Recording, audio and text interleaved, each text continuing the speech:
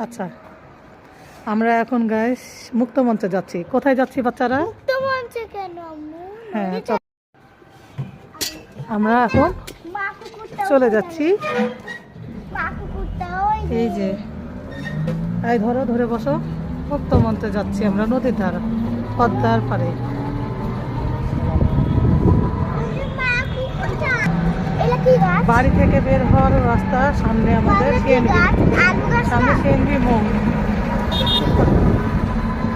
আমাদের সাথে থাকুন, দেখতে থাকুন গাইস।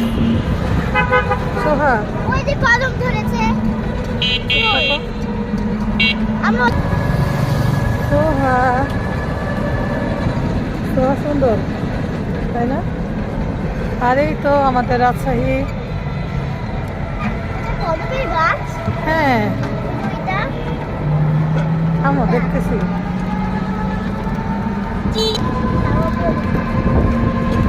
হাতে সময় করে চলে যাচ্ছি আর যাচ্ছি।